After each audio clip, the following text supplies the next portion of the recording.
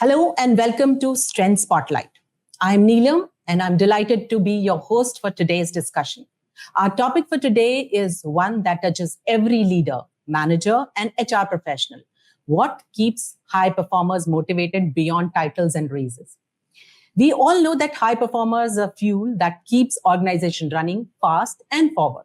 But once the promotions are given and the bonus is awarded, what truly keeps them engaged, inspired, and invested? To discuss on this topic, we have two distinguished speakers and subject matter experts, Kanwarpriya, Khanna, and Abhishek Joshi. Kanwarpriya, Director HR at Aon, is seasoned HR leader who brings deep insight into people practices.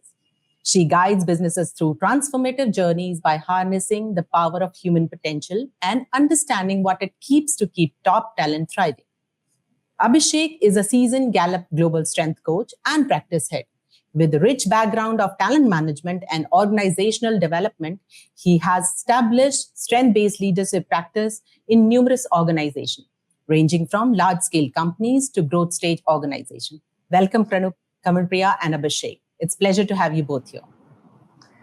Thank you, Neelam. Yeah. Hi, Kanwarpriya. Good evening. Good evening. So let's dive in. Let's begin with setting the stage. The question to both of you, in your experience, what defines a high performer beyond just meeting targets or KPIs? Anyone can go first. So would you like to go first? Yeah. Sure. Thank you, Neelam. I think this topic is very close to my heart. And as you rightly said at the start, this is something that's all on our minds everywhere as talent management leaders, managers, and even, high performers themselves. So you've started with a very good question that what defines a high performer, what distinguishes them with average performers, right? So high performers, in my view, are not just people who do their jobs well. They are individuals who shift the energy of the team. They are the ones who, see the opportunities where others see tasks or problems. They are the ones, who look at problems as opportunities for themselves to excel. They are the ones who proactively solve problems which are not even on anyone's radar yet. What differentiates them is a mindset which is based out of curiosity, accountability, and impact. They take ownership beyond their role and often operate with a sense of purpose and urgency that aligns with the business's long-term goals. KPIs and targets are not one lens. High performers often influence culture. They also groom and uplift their peers. They also play a key role in building overall organizational resilience. They're not just performers, they are catalysts of progress for an organization, in my view. Sure. Thank you. Thanks. I completely agree. And in addition to this, my views are high performers are the individuals who are game changers. They are the ones who will value purpose more than the paycheck. Yeah, paycheck is of course important for them and it's for everybody, but they value more purpose. They are the ones who take generative initiatives in organization. They always are the ones who ask such questions like what else, where else can we contribute? Where else are the growth opportunities and how can I leverage myself in those directions? When we look at them from a talent and effort point of view, they are the individuals who come with high knowledge and high skills, even if they have not come with that in the organization, but they make sure they are updated, they upgrade themselves, that their knowledge level and skill level is always high. In addition to that, their effort level, their willingness to do things is also higher than others. So that's how, if you look at in any organization, we divide them into three parts, 20, 60, 20. They are the top 20%. Those individuals who are the ones who will take this organization from level X to level Y. With not just with the performance, but with their intent, and that's something that they demonstrate every time while they play their game in the organization. So that's my opinion. Thank you so much. And so talking about energy shifting and purpose driven and what more they can contribute to, that gives a deeper lens to what truly sets high performers apart. So my next question to you, Kanwarpriya, that from an HR lenses, what are some common mistakes organizations make in managing high performers? I feel at times, high performers are taken for granted because we over rely on them, giving them more and more. I heard someone say this, reward of good work is more work, but which is perfectly fine, and they do deliver very greatly on those tasks as well. But what we do not realize is that we are stretching them without reinvesting in their growth, and over time, that leads into burning them out. Another mistake is we treat them as others. We treat them transactionally, assuming that, a title, a raise, or a bonus is just enough to keep them motivated and engaged. But what high performers crave for is something that all of us need to understand a little better. What they crave for, of course, all of this is basic. What they crave for is also challenge. What they crave for is a voice, a vision. They're not part, if they're not part of a strategic narrative or future building conversations, we generally lose them. Sometimes physically, but more often emotionally. They tend to draw themselves out if they do not get all of this. And we also sometimes delay difficult conversations with them, assuming they already know everything, they are doing well, they don't need feedback. But in truth, the true high performers, they want feedback. They want to thrive on a thoughtful calibration on how they are doing and what better they can do and add value. So those are some of the mistakes, in my view, that we generally as leaders tend to make, which can easily be avoided. And we'll, I'm sure, discuss more on that later. Absolutely. Yeah, absolutely. Thank you. And that's a very critical reminder as well. They need voices. They need, they want to thrive more. So good intent alone doesn't, guarantee for good strategy. Abhishek, over to you now. Are high performers driven from within, or is it their environment that truly fuels them? So both, Neelam. So when any individual comes to an organization, so let's say, and when they hire people, I'm talking about people who are coming to the organization as high performers, right? So they come with a set of knowledge and skill. So obviously they have that within them. That's why they are part of they become part of the organization. The second element is what kind of learning environment, what is the learning environment or overall environment that organization is providing you. Just to build on, what Kanwarpriya just mentioned about the mistakes that organization make. Many times, the managers of high potentials are not aware that they are high performers. So therefore, they don't know how to treat them. They treat them like, anyone else. Like she said, they are not to be treated like others. They treat them like anyone else. Therefore, so that's so they come with very strong inner compass, but then second, depends upon organization's environment also. Second, let's say if you're talking about high performers who have been consistent high performers working in an organization, obviously, they have something different in them. That's why they have been in the organization for a long time and consistently must have attained growth in the organization. So their inner compass is very strong. It is like, they back themselves really, really well. They volunteer for initiatives. They are go-getters. They take extra initiatives, and that's why they want to keep themselves continuously in that league. I've seen organizations where there have been people who have been working there for last 15 years, 20 years, and they have been there in high performance bracket. And it is not possible if they do not have anything coming from within. It is absolutely impossible to make that consistently in one organization, or even if they are changing organization, if they are in that bracket. So therefore, it is something that comes from within. Sure. Thank you. Sorry, please. Can I add on this? Please. So actually, I did some research on this topic as part of a project that I was working on for the executive program that I was a part of. And I did research on about 100 colleagues, 100 employees to understand, are there any intrinsic factors that make someone a high performer or high potential or a passionate employee? Or, there are external factors like workplace environment as well or not. And what I did with that was that I tried to check the responses and mapped it with their performance and potential rating.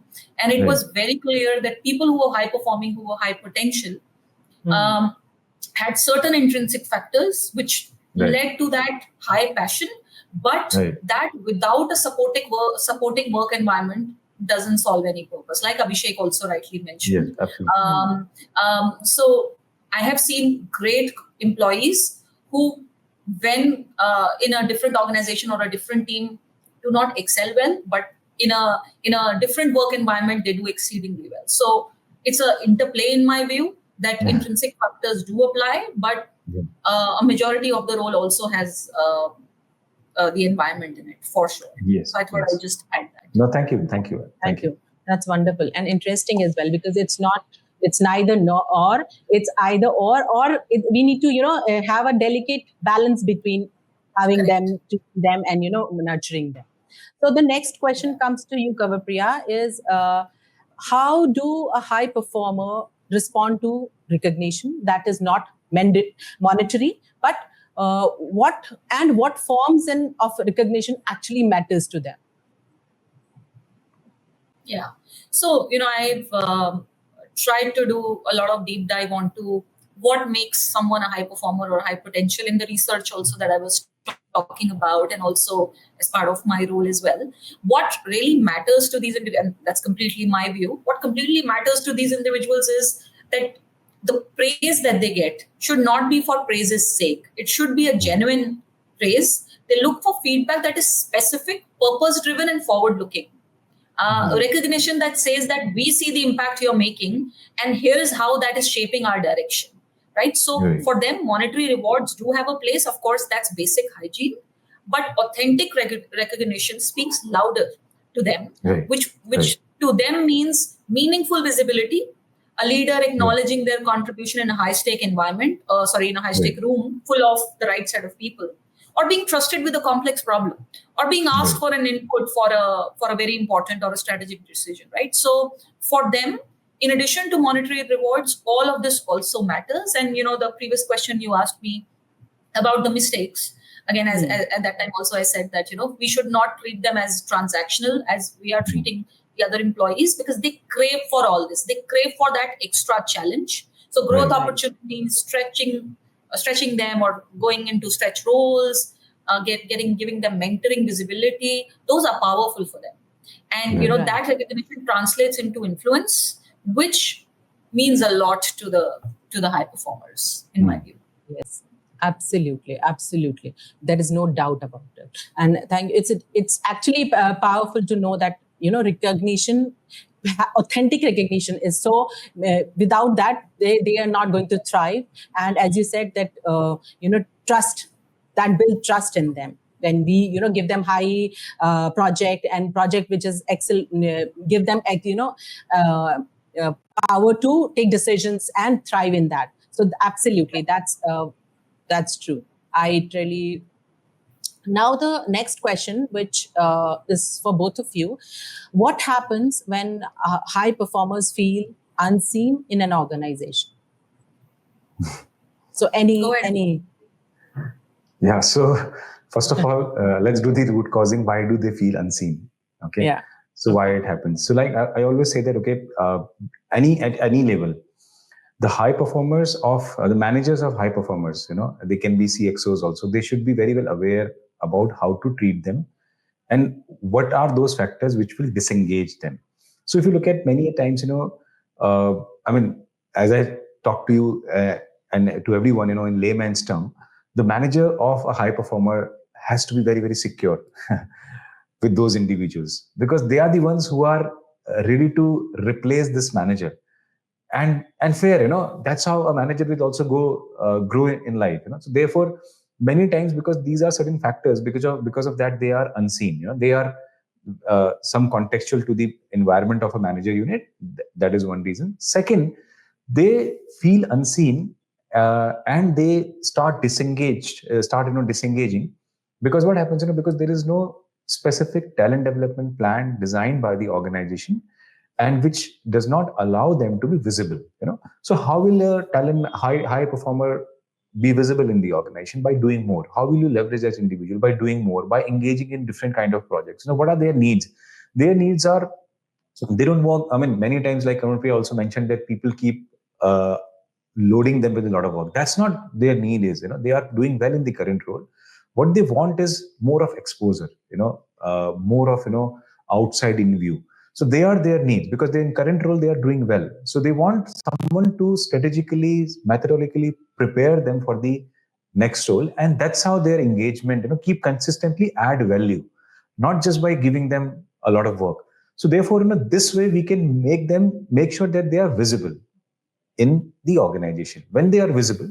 So a lot of organizations also have internal mentors, cross-functional leaders who mentor high performers from various departments, just to make sure they are getting exposure of other departments. So let's say if I'm working in HR, I'm a high performer, I may want to have an exposure about finance. So maybe director of finance will be my mentor for 3 months, will give me exposure. So therefore, it's a value add. So if the visibility is not given to these individuals in terms of value addition, they will definitely feel neglected, and they will definitely be disengaged, and gradually they will start switching off from the work, and they'll drop from the high performance bracket. If that answers your question. Thank you. Kanwarpriya, your thought on it?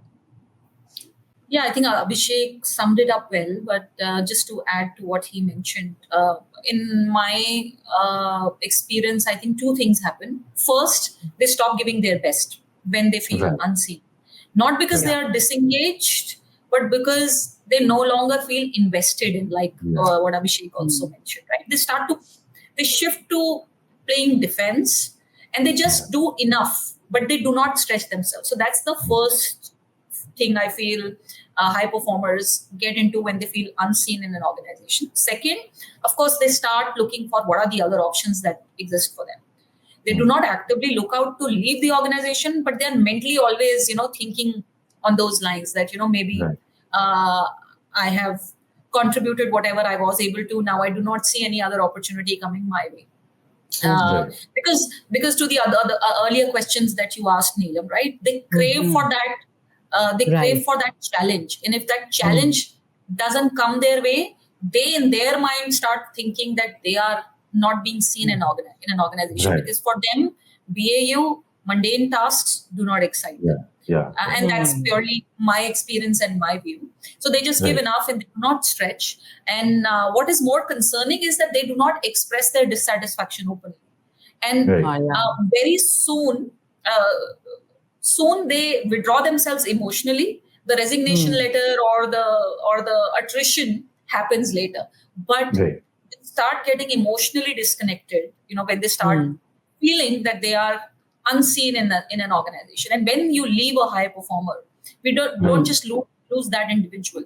We lose their influence, their informal leadership or formal leadership, them mentoring others. So there is a huge ripple effect, which generally gets underestimated because then it's too late for us to retain them. So I think to avoid getting unseen, as Abhishek also mentioned, the manager has to be very secure, and they should have a path in place for them, but also continue to not take them for granted and keep on checking with them and keep on giving them those challenges so that situation doesn't arise. Right.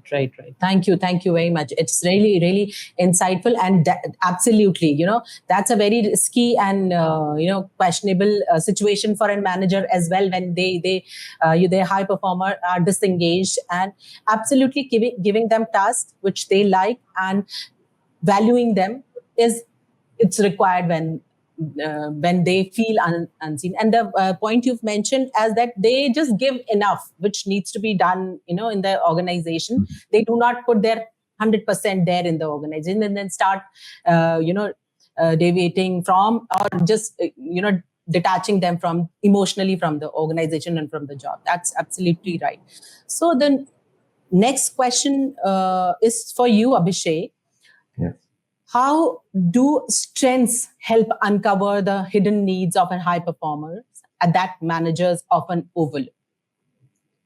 So one is that, when we talk to high performers and when we deal with a group of high performers in any organization and we use strength-based leadership as a practice, the first thing is that the lens that we approach those individuals, they are already doing well in the organization. We are helping them discover something unique about them, which will further help them discover their potential and apply themselves with more certainty. So what it does, it actually removes certain doubts if they have about themselves. It tells them their own path of navigation and how will they apply themselves in not just in current role, future role, and how can they maximize their strengths using this philosophy of strength-based leadership, and how can they build trust, stability, compassion, and hope in their environment, let's say if they are in leadership roles. So it's very simple, it makes them more certain. It gives them a new lens of looking at themselves. It is quite refreshing for them. It is non-threatening, non-prescriptive. So what it does to an individual, it talks about those nuances, about which people are sure, but they get a validation. And there are certain new areas that they discovered that, okay, I never thought that this is, I can also be leveraged in this way. And what it also does, it also provides new insight to the organization. So for example, let's say, uh, because what happens when people work in an organization for a longer period of time, and if let's say there is a group of people or individual who has been a high performer, there are stereotypes, or we call it, within the organization, pigeonholing happens about those individuals. They are labeled that, okay, this person can do this role, but that person has been consistently working, so let's put them in these roles. But when organization also gets an awareness about strength of those individuals, they discover that, okay, we have not leveraged this aspect of this individual ever, though this person has been high potential. So this creates a new path, a new avenue to further engage a high performer and get more out of that high performer. So that's what strength-based leadership does with any individual, if especially if this individual is high performer. Yeah, and maybe just a point from me on there. Self-awareness of any type is of a great use if leveraged effectively, right? So the manager would also have a role to play there, because then conversations using such or self-assessments it might shift from what you are doing well to what makes you feel strong. There is a powerful shift in this. The conversation changes from what you are doing well to what makes you feel strong. Yes. Yeah. And just, I'd like to build on this point because it's a very good point.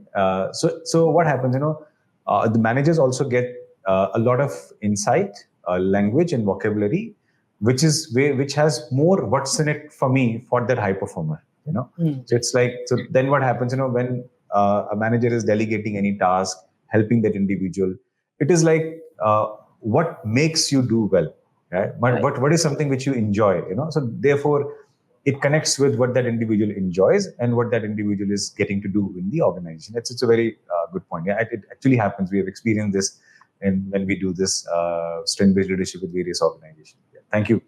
Thank you for adding this. Yeah. Absolutely. Thank you. It was very, very valuable insight, actually. That strengths, when you know strengths of your manager or your colleague, so you try to, you see them with the lenses of strengths, and then you understand what they are good at and how they can build on it. So absolutely, you are right. And thank you for sharing such an insight, Abhishek and Kanwarpriya. So next question comes to you, Kanwarpriya. So I want to look at growth from another angle now. What role does internal mobility or cross-functional exposure plays in sustaining motivation? It plays a major role, in short. But for high performers, stagnation is the enemy, as I've been saying. They do not like mundane BAU stuff. They crave for that challenge. So they're also often driven by learning, as Abhishek, you also mentioned earlier. They like complexity. They like newness. Internal mobility and cross-functional exposure, as you're saying, it offers them fresh challenges. And it doesn't let them leave the system as well. So it's really a win-win from their perspective, that they get to try new challenges, new stuff, and still be in that system that they have been associated with. It also sends a signal to the high-performing, high-potential employees that we do not see you in a box. We see you as potential across the businesses, which looks like a trusted statement, that eternal trust is entrusted on these individuals. That further helps build deep loyalty, not just loyalty, but deep loyalty. And cross-functional experiences also help them sharpen their business acumen, their system thinking, making them better leaders. So it's for sure a win-win. The individual grows, the organization grows, we continue to retain that high-performing, high-potential individual. So internal mobility, in my view, for this scenario is not just about filling roles. It's also about building a learning muscle that keeps high performers intellectually and emotionally invested, because that's what they want, right? So it's extremely important for them. Absolutely. Very well thought, shared. Thank you, Kanwarpriya. So, and that's true that, when we move there, when they understand what comes one, they challenge their, what their work is assigned to them. When they move around and they understand what is going on in another department, definitely that it keeps them engaged and they want to invest themselves more. Absolutely, that goes without saying. So the next question for both of you, what signals should leaders watch out for when a high performer begins to disengage? Go ahead. Yes. Yeah. So if you look at, I'll share something very interesting which I recently read. And this talks about a new element which is now everywhere in any organization in the form of distraction. If you look at 10 years from today, distractions were not that much, but if you look at now, there is a talent war going on in every industry and there are so many distractions. Right. So obviously, when we look at the traditional way of performance, it is performance is equal to ability of an individual into motivation. That's a traditional formula to look at productivity of an individual. In last 10 years, there is one more factor which has come in, which is called random noise. So for example, let's say what happens, so what are the signals for a leader that what kind of random noise that individual is surrounded with?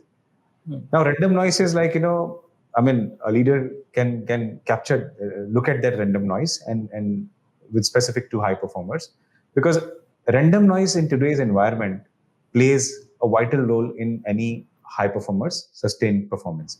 Now, what is that random noise? How do we define random noise? So fundamental things like, keep clarifying that role to that individual again and again, keep focusing on the signal is the role of this individual still connected with the soul of the individual. That's, one point.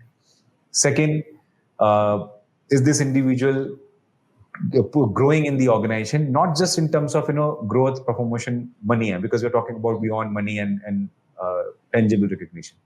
So is this individual continuously growing in the organization? Have I done something in last 6 months that has contributed to the growth of this individual as a professional?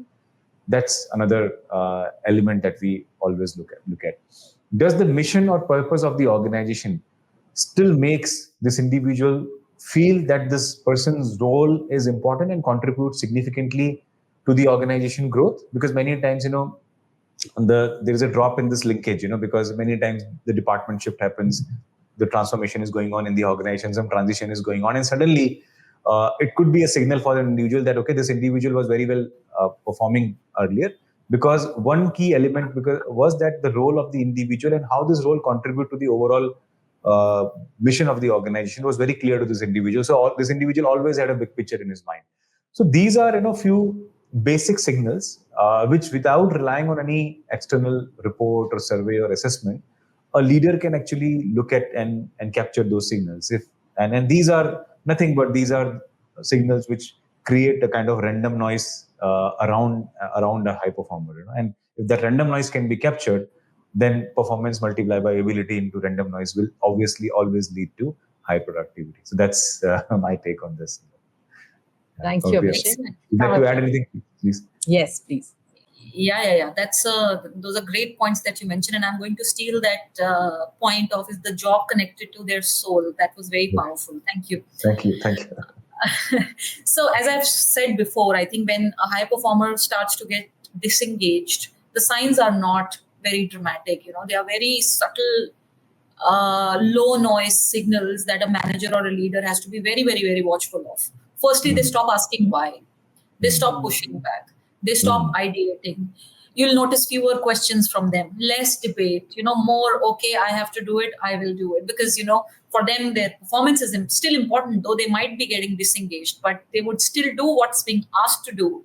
But they would stop adding their own flavor to it. They'll stop adding that tarka that they used to do before. Another signal could be that they stop mentoring others. And high performers generally want others to also show up better. So when that stops, that is also a red flag. And the biggest red flag that I have seen is when they start declining new projects or pass on visible opportunities, because remember, they thrive on all this. But when they start getting detached from new projects, passing on those visible opportunities, that is a clear short indication that, there's something going on. But the ironic situation here is that high performers are generally low maintenance because, you just tell them what needs to be done and they'll go out and do much beyond what is being asked from them. Yes. Right. Yes. So it is very easy for a leader to miss out on those signs because they do not make a huge noise about it, which is why I urge all the leaders to stay curious, not just appreciative of them, but also stay curious on what they are doing. Are they getting that challenge enough? Are they still motivated or not? So those are some of the signals that one can watch out for. Right. So if I can just list out few of them as like job connected to the soul, stop asking why. And I think they stop adding the flavors they have earlier they've been adding. So I think I would request all the managers to, look out for these signs whenever you can just look for if your high performance is disengaged or not. So thank you so much for, sharing these valuable insight. These are really, gold when we watch out for, high performers. So next questions to you, Abhishek. Once we spot the signs, now we need to do the right tools. What we need to have the right tools. So how can strength-based feedbacks conversation be used to reignite high performance who feel, stuck? So strength-based feedback, so first of all, when we know about strengths of an individual, let's say if I know about a high performer, I also know the talent and the skill level. In addition to that, I have one more data point now, top 5 strengths of an individual. So the top 5 strengths of an individual will give me an insight about how this individual thinks, feels, and behave. Because what strengths are essentially, strengths are not the task that we do, the way someone naturally thinks, feels, and behave. If I have that understanding about if I have that understanding about how that individual thinks, feels, and behaves, I will understand a lot about that individual. So what will happen? In strength science, we discuss a concept of basement of strength and balcony of strength. So basement means you have a strength, but your strength is becoming an impediment for you. So as a leader, if I have that awareness about the strength of that individual and basement of strength and balcony of strength of an individual, I will understand that, okay, why this individual is in the basement, is getting stuck. So that will give me the root cause of that, about that individual at that individual level, and not from a task point of view, from a talent point of view, from an individual's think, feeling, and behaving point of view. So once I have that lens, action planning becomes easy for me. Because see, many times the mistake that managers and seasoned professional managers, because they know a lot of actionable insights, they know what actions to be taken. So they get into prescription mode. So at this point of a time, if someone has this insight about strength-based leadership, strengths, basement, balcony, that individual will be able to do good root causing and understand and address the problem, and once root causing is done, I think that's 70-80% job is done. Action planning is pretty easy. Many times actions are clearly identified, but they are not connected with root cause of why disengagement happens. That's what I'd like to say. Kanwarpriya, I'd like to hear your thoughts on this. No, I think that sounds very interesting, Abhishek. I don't have any other points to add there. Sure. Thank you, Abhishek. And I am, the very well described basements and balconies of an individual. When we understand the strengths of an individual, we can actually deep dive into the root cause of why and how. So the next, and it can really be a game changer. When we understand the strength of an individual. Right. So the next question, Kanwarpriya, bringing in the systems view. How do an HR and a business leader partner to create a non-monetary growth paths that feels aspirational? Yeah. So I think that's very important because it is not just a business leader's job or not just an HR's job. It is a joint effort that needs to be put in. So the magic happens when HR and business works together and co-creates a solution for the high-performing individual. HR brings in the frameworks, the talent segmentation, succession data, skills, where these employees are from a skill set perspective. Business leaders bring in context like real-time challenges. the strategic bets that they want to place on these individuals, and what future roles might be coming up. So when business and HR, we sit together, we map growth journeys, which are not just for roles, but for experiences for them, which helps create purpose for, the high performing individuals. It could be a cross-functional task force that we may want to create after going through the calibration, or it could be a short global rotation, short or a long-term global rotation. It could be having a leadership lab of a sort in the organization, or a shadowing with a senior executive. So non-monetary here doesn't mean low value, because we've discussed this enough, because all this really matters to these individuals. In fact, some of these are more aspirational, and all of these are more experiential and not financial. So all this helps them expand their canvas. So to sum it up, I think it's very important for us to get both the perspectives when we are charting this out, because monetary is easy, but then the competition for the competition also, it will be easy, right? But the difference here is the non-monetary growth parts, which challenges their intelligence, which challenges their curiosity, and which makes them feel valued. So for that, we have to work together along with the business leaders to make that happen.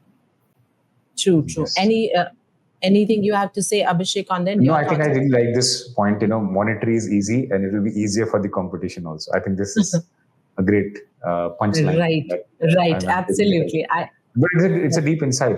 So monetary is easy to everyone who's listening to this podcast. I would like to, I'd like to request you that just remember this: monetary is easy, and it will be easier for the competition. Understand that. Yeah, absolutely. This is like a key. So maybe I can give you one example. I hope my previous manager might be listening to this, but of course everyone gets raises and all of that. But I remember one of my previous leaders sent a thank you note to my house, not addressed to me, but addressed to my family. And I still have that at my desk in office. I've still kept that with me, that it was addressed to my husband, it was addressed to my son, talking about the contributions and thanking them, that at times this might be taking her personal space. So all those stay with you. Monetary, you will forget. You might tend to forget. But these moments build deep trust, build loyalty. And, like I'm still remembering, this is 6-7 years ago this happened. So I'm still talking about it, right? So these things stay. Absolutely.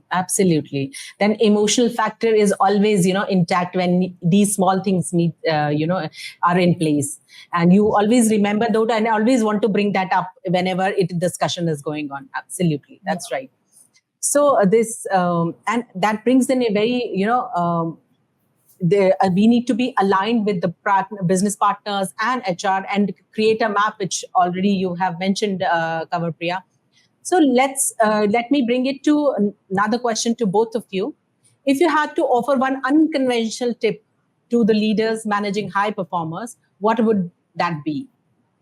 Kanwarpriya, please go ahead. Sure. So in short, it will be treat these individuals as internal entrepreneurs. Do not give them answers. Ask better questions to them. They do not need direction. What they need is provocation. Ask them, what's that one thing you think we are not seeing as a business? Or what would you do if you had my seat for a day? These kind of questions will further make them think through. They will get a kick with that, because you're challenging their curiosity, you're challenging their intelligence, you're asking the right kind of questions. And these are not performance questions. These are ownership triggers, in my view, and high performers thrive on this. They like to be emotionally trusted in as well. Like, who would say that, what would you do if you have my seat for a day? That is a very trusted question that you're asking. So they will feel more ownership towards getting things done from that perspective, right? So instead of always leading them, try to co-discover with them. And that's when magic happens. So that's an unconventional tip that I thought I'll share here. Right. Wonderful. Abhishek? So Neelam, I like that statement so much that I'm not able to think anything better than that. I'll still say that to every manager, every individual who has high potential. Just remember this. Every startup founder, I'd like to say, just remember this. Anyone who's got recently funded from a VC, just remember this. Monetary is easy. Any family business also, because we work with family businesses also. Monetary is easy. It will be easier for competition also. So you'll have to do those things which are beyond money. And I think if people can internalize this statement, it's a very deep statement. It will automatically give birth to a lot of initiatives. Provided this statement is internalized. It is not just to remember as one statement. It has to be internalized. And I think this will be the best advice that I would like to offer to everyone who's leading team, building an organization, raising funds, trying to get good talent in the organization, dealing with challenges of talent retention. Just remember this, paste it everywhere, make it a screenshot, mobile display screen, just remember this. This will actually keep, this is such a deep thought, and I can't think better than this. Yeah, thank you. Kanwarpriya, you were mentioning that you have a question which you wanted to ask. If you can, bring out that question and you can ask. Sorry, me? Yes, you were saying that I have a question. Before we started, you said you will be asking a question. No. Yes. I was saying that I have some points to add to what Abhishek would say. So I've done that. Okay. Sure. Thank you. So that's all about it for today. I think we have come to the discussion, like end of the discussion. So I would like to extend my thanks to Abhishek and Kanwarpriya for such sharing their grounded real world wisdom.